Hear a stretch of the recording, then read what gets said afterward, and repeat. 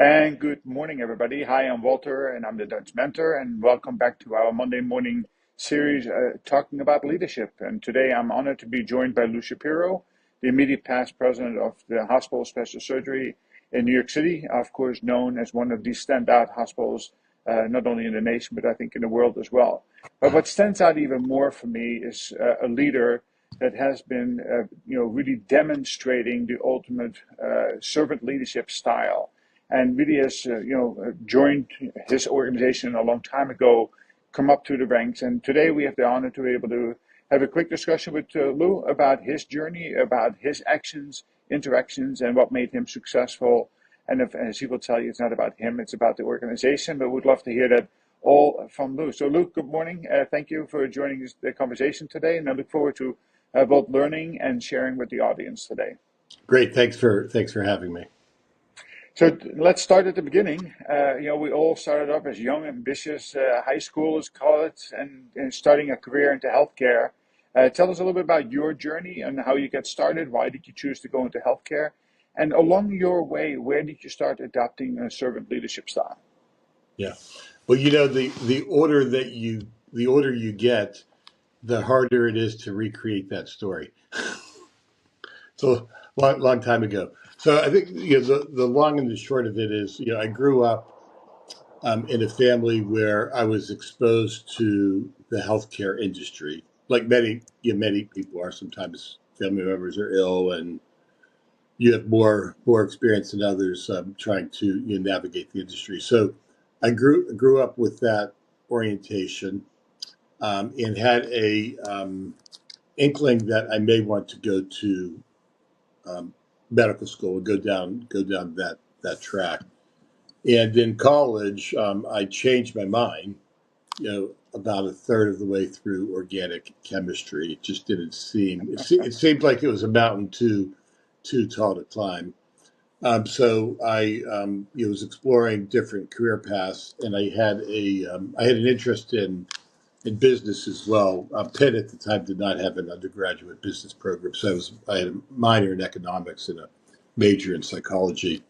And I stumbled upon this profession of healthcare leadership, and I thought at the time, a combination of interested in the healthcare industry for the purpose of helping people, sort of like the notion of business through a few other things I was exposed to as a um, as I was growing up, and I thought this would be a good blend. Met an individual. Fortunately, met an individual when I was an undergrad in college, which was in the '70s, going way back, and he was the iconic CEO of what then was known as Montefiore Hospital back in Pittsburgh. Now it's part of UPMC. And I did an internship with him.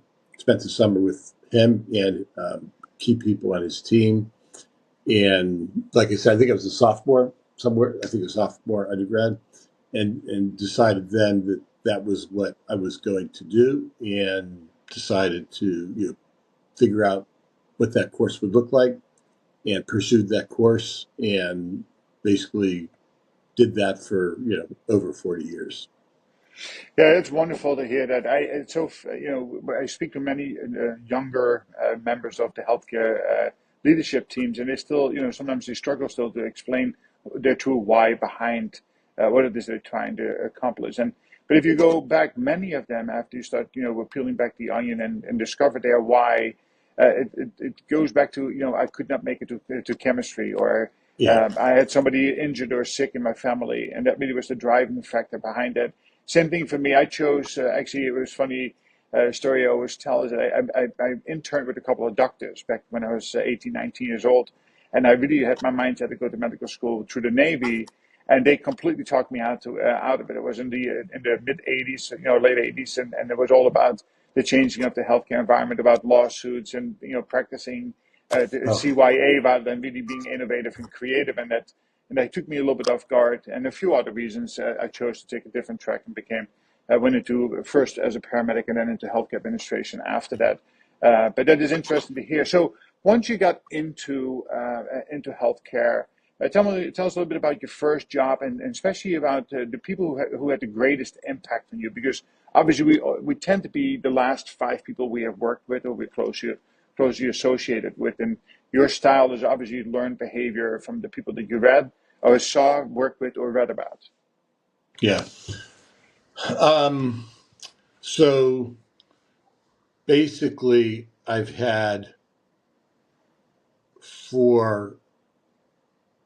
worked for four organizations, and in each organization had a different career progression. Went in one role, and over the course of time, new responsibilities, promotions, whatever. But four organizations, and I'll just tell you what they are: Allegheny, McKenzie, Geisinger, HSS. So four organizations over 40 years. HSS, 17 of the 40, and the other three, 23. As you go into an organization and progress and take on responsibilities and have experiences that are related to your role in the organization or your role in the team in the organization or just in the organization, that shapes you. It shapes you many different ways. So given the fact that I've been doing this for 40 years, I'll just sort of comment on the macro version of it.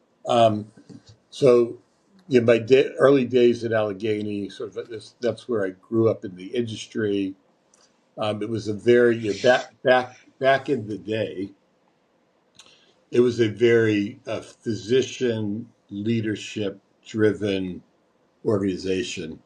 And what I mean by that is it doesn't just mean physicians were in leadership roles. It meant that there was a sort of a cultural recognition that we're all here to take care of patients. Physicians, not alone, but physicians are on the front line doing that. So how, as an organization, can we support the optimal care of patients? And it was sort of very physician friendly. So that was the first orientation that I developed there, and then that organization, over the course of my tenure there and after, it grew in a dysfunctional manner, right? So leadership became a little dysfunctional. The growth became dysfunctional. How it led became dysfunctional, and the organization, ultimately failed. It's doing fine now because it's part of Highmark Health, but it ultimately failed. So my big takeaway from that organization is that's probably where the my orientation to culture started.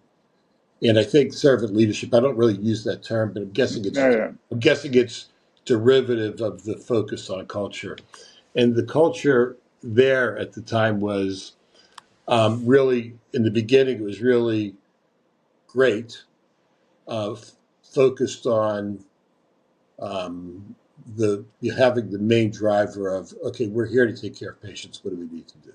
Right? There's the competitive environment. There's the regulatory environment. There's all the stuff that's going on around that guides an organization's decision making and strategy development and all those things. How it's gonna grow. But at the core was physician friendly, optimal patient experience and quality. That was like sort of a cultural thing that was just part of the way we worked. And then things went haywire. Leadership that maybe thought it was invincible from market forces, maybe cared more about the organization than the people that were there. And the organization went through a period of time where it basically lost its culture. So Allegheny, importance of culture, having it, how you get it, and what happens when you lose it.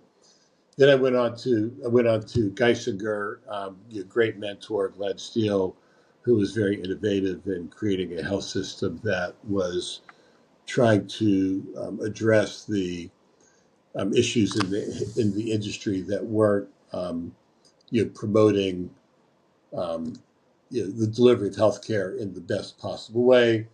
And being on the senior team with Glenn and having the opportunity to help him lead the organization was a meaningful part of how I developed as an individual, both in terms of um, macro, but how do you fix the industry overall? Number two, how do you drive innovation in the organization?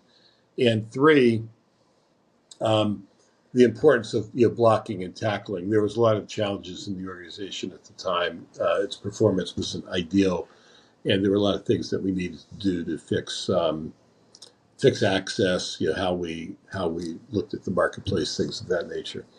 Um, and um, and in between those two things were a few years at McKenzie, which is an organization purely focused on people helping other people solve problems that they have, and that's sort of the client engagement there.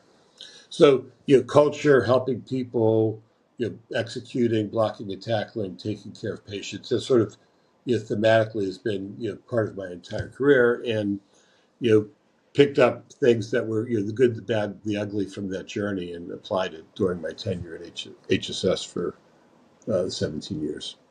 Excellent. Yeah, so I agree with you, by the way, that the word servant leadership it's more about culture, right? And on the end of the day, high performance comes from building real trust with people and how you can engage the workforce through innovation, creativity, and not telling people what to do, but rather get them to buy into the concept, into the vision itself. So as you became the leader at HSS, what was the culture like initially? How long did it take you to build that culture? Because it's always that well, you can't build culture overnight. It takes time, it takes effort, it takes consistency. And what actions did you start taking as a leader that were very consistent to help feed that culture of excellence and performance? Yeah. Cultures are very hard to develop, and they're easy to lose if you develop them. So the day before I walked in, I knew that culture was going to be foundational to anything I did, and that was based on the experiences that I had in my previous 25 years working, and describe culture as being foundational. Without it, performance will not be at the same level as it would be with it. That doesn't mean culture alone, without all the other things that you need to do to lead an organization, would have any benefit at all. It does contribute to making the difference between one level of performance and another, right? Mhm. And you could get that to a pretty high level, and create something pretty special in an organization. So I knew I was going to focus on that before I started because of the experiences I had, and we just sort of laid out sort of a general frame of reference for how we were going to do this, and then it evolved over the course of 17 years. And what I would say is that how we thought about culture was consistent over time. Our actions spoke louder than our words, but the words were in line with the culture that we wanted. And, ultimately, you tried to create an organization over time where I used to have a phrase called leadership by all. Leadership by all, everyone's a leader regardless of your role, whether it's me, the CEO, the nurse in the OR, the person making sure the room's clean on turnover to prevent infections, or the security officer, or the home care nurse, the radiology technician, the maintenance worker, the leadership by all. Everyone's a leader, regardless of their role. Can you create an organization culture where when people wake up in the morning to go to work, that's how they feel, that they are a leader in the organization? Leadership by all, everyone's a leader, regardless of your role. So the question is, how do you do that? How do you do that? And um, I occasionally have thought about writing a book on that, but it would be a short book because it's not super complicated, right? It's not super complicated. Um, and there's probably like 10 or 15 elements. One is how you communicate. Mhm. How do you communicate? The method, the frequency, the messaging around that. And we had probably 6 or 7 key elements to how we communicated, and we did that day after day, week after week, month after month, year after year. It just becomes like there's no quick, like, culture isn't like coming in and just like painting the room a different color, right? It Mhm. takes You're like rebuilding the house, and it happens slow over time. So how do you communicate? How do people perceive you? Do people know who their leader is? Do people know who the CEO is? Do they know what he or she stands for? Is the person authentic? Do they have credibility? Um, and you get that through how you communicate over time, how you make decisions, like what you do has to match what you say. So if you're talking about the purpose of the organization, or its vision, or what you want to accomplish, or culture, whatever, your actions better match that, because if they don't, people become cynical. And if people become cynical, it will have the opposite effect. So just continue, how you compensate people. Like what do you measure? What are you measuring? How do you compensate people? During hard times, what kind of decisions are you making? Are you making decisions during hard times that are in the same spirit as the decisions you make in good times? It's easy to tell people the good stuff. Can you tell them the bad stuff in the same way that you tell them the good stuff? And if you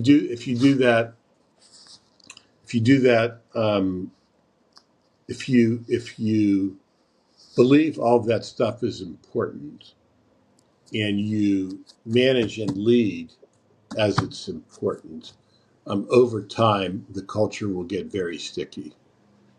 Yeah, thank you for sharing that. I think it is a really great way to laying that out. I always say, it is about consistency, it's about value, it's about quality, but it is about the people.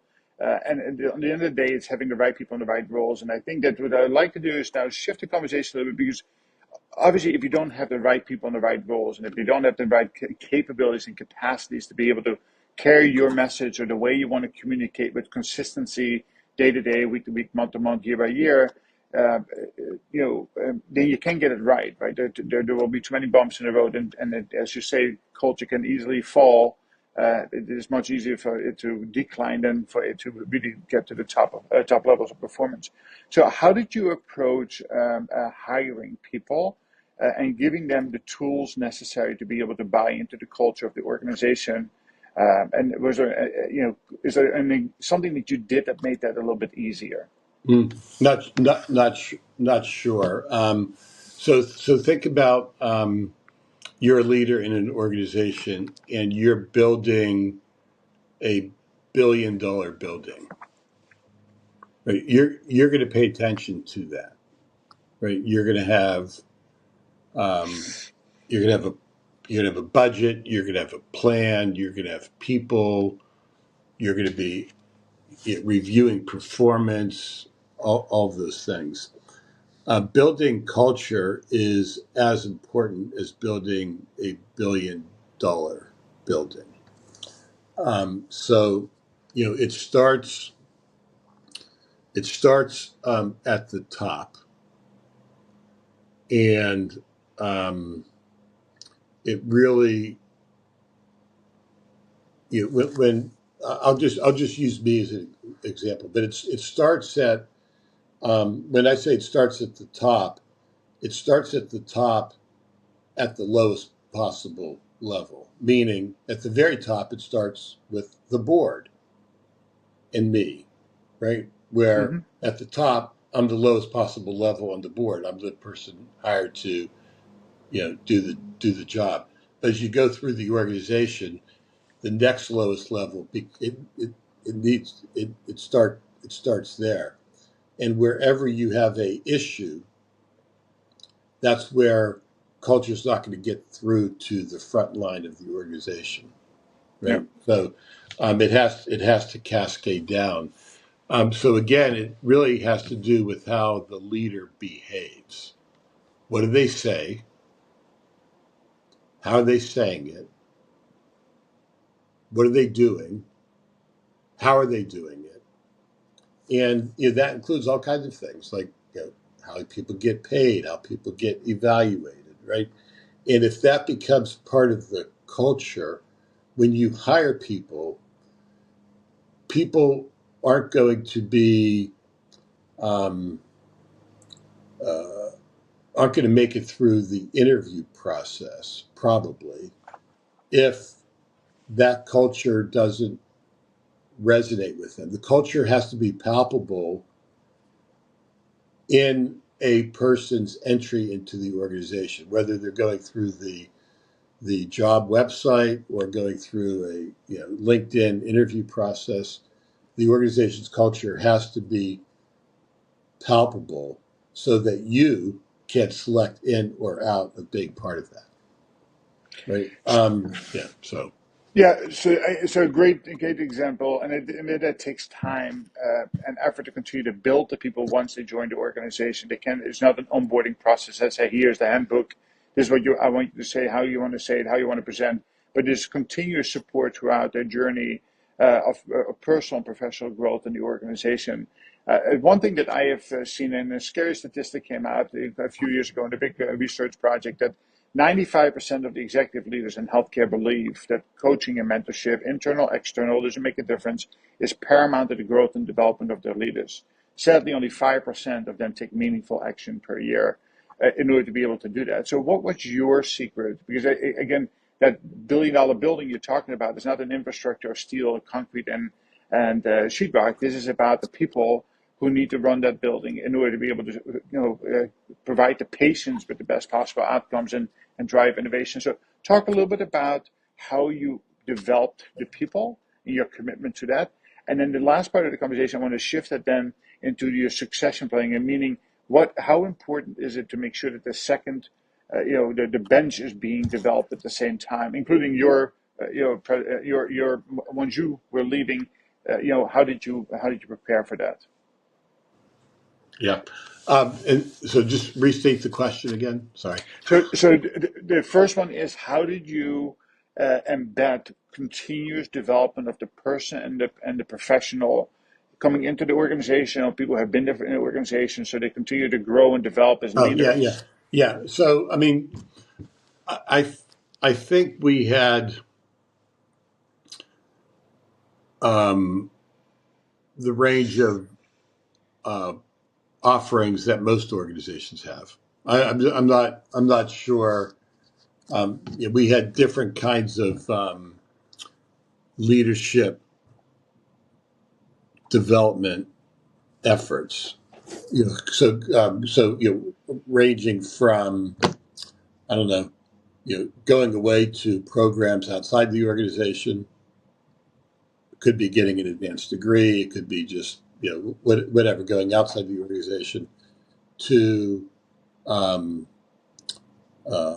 having a mentor mentee, structured mentor mentee relationships on the other end with different kinds of leadership programs, learning programs in between. So I'm not convinced that, and we would use coaches periodically. Um, I'm not convinced that we had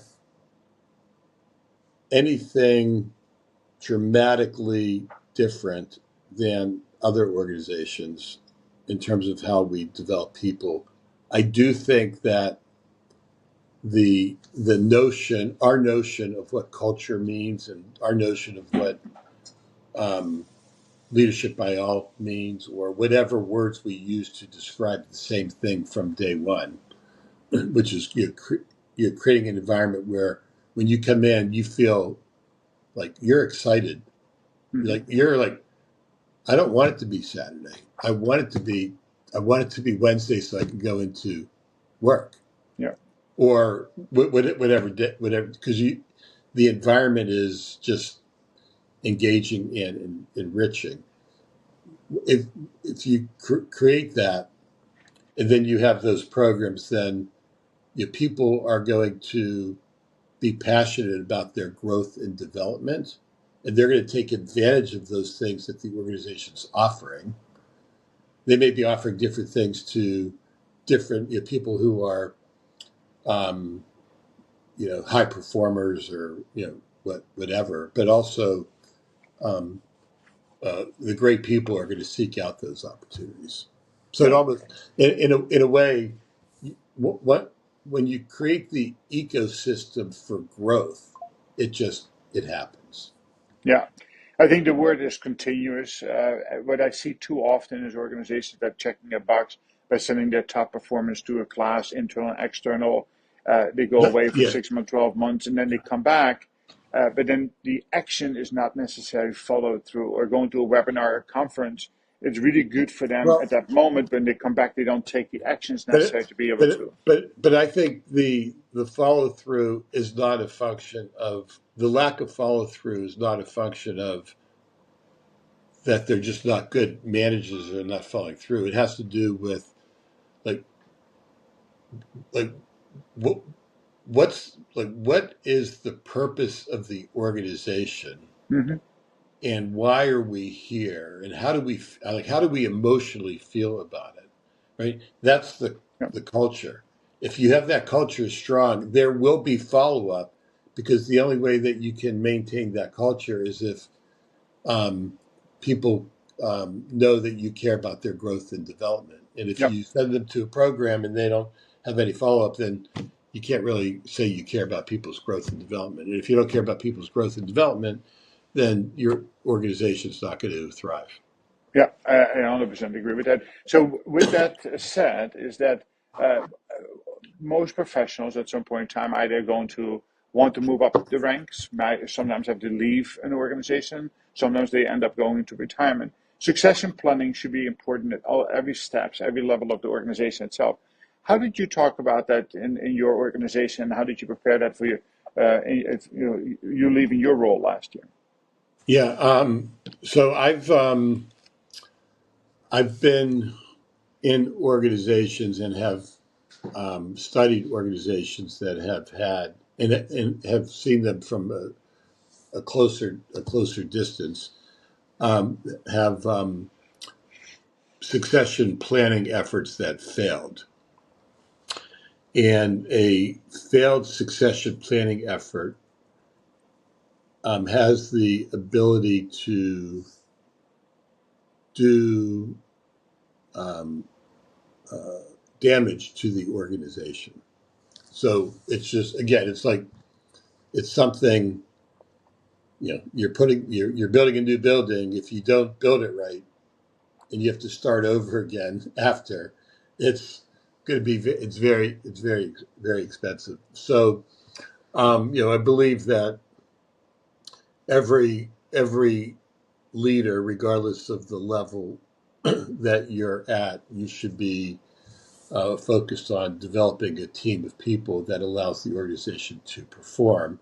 And if you want that performance to be strong and improving, the people that you need to have on the team have to be excited about their job and care about their growth and development. So you always want to have that mindset in your organization where, okay, um, Mary Smith is doing a great job and she can move up, right? So it should be part of everyone's sort of succession planning effort. So it needs to be just part of your human resources operating model. And how you do that in terms of its transparency with different levels of management all the way up to the board and how deep it is. There's a lot of different ways to do that. But it needs to be sort of part of the HR process, like Yeah. hiring people, onboarding them, paying them, giving them benefits, planning for their succession, regardless of the level. So that's sort of foundational. Second is um, I believe that it's incumbent upon the leader to not be surprised by their subordinate leaving, right? So it goes back to creating the right Yeah. culture. The next level would be how much time you need. So you should be planning for your succession the day after you start in the job, depending whether you're the person who is succeeding or whether it's someone that works for you. You should start day one, but I've always had this sort of leadership roadmap mindset, which I tried to update every couple of years, and I always wanted to know 3 years in advance when someone who worked for me may be leaving. Yeah. Now, you never. There's always surprises. There's always people leave for opportunities. Sometimes they communicate that. Sometimes they don't. And whatever. But ideally, know 3 years in advance, have a plan developed at least 2 years in advance, at least. And when you start executing against the plan depends upon the circumstances and whether or not you're giving someone else responsibility, whether you're reorganizing or whether you're bringing someone from the outside. And then, I think for the incumbent, um, it's uh, a couple of principles. One, leave one day too early rather than one day too late. Um, there is a point in time where you could be in a role too long, where you're used to things being a certain way, you're used to performance being at a certain level, and even if you are doing a great job, and even if the organization is performing, there is always a time and place for new ideas, new energy, okay, Yeah. and a change in direction. So if you leave one day too early, that means you're sort of leaving on top. Leaving one day too late means that the changes that you should have made, you didn't.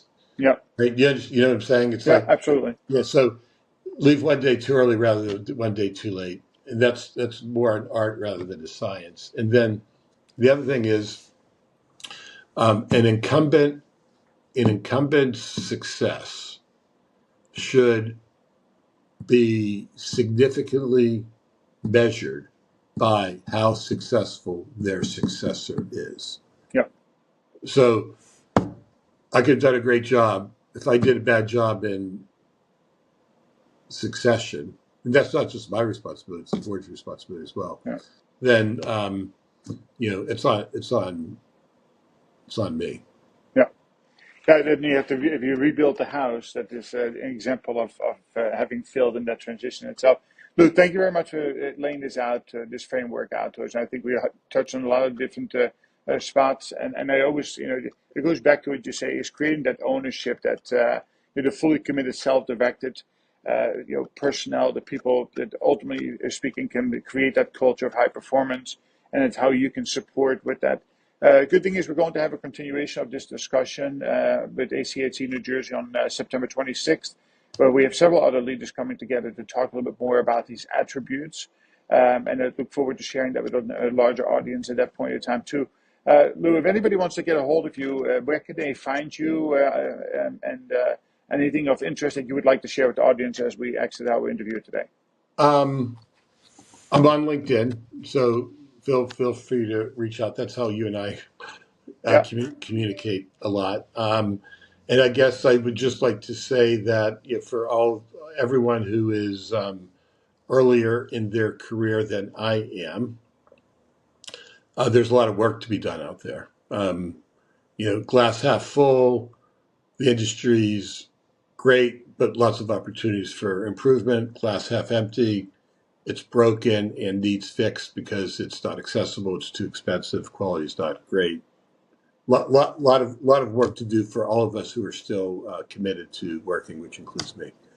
excellent. I mean, same thing here is that we all choose different pathways, and I think that now that you retired, for one, you certainly are giving back in many other different ways as a coach, as a mentor, as a board member, and as a community member, of course. Same thing for myself. I left the industry as a leader, and now really focusing more on helping emerging leaders Yeah. finding first the joy in leading again, by getting through that valley of despair and then setting them up for success and letting them see that there's the bigger picture. And yes, indeed, there's lots of things still broken, but I feel positive that we're on the right track and trying to promote the things that matter most, and people need to have a work-life balance and at the same time be able to perform, because that's where patients get the greatest benefit, and quality, safety, of course, are the key drivers to that. Lou, again, thank you for joining me today. I really, really appreciate that. I look forward to having a discussion on September 26th, and hopefully we can stay engaged around this very important topic into the future. Great. Thank you. Take care. Thank you. Talk to you Bye-bye. soon. Bye-bye.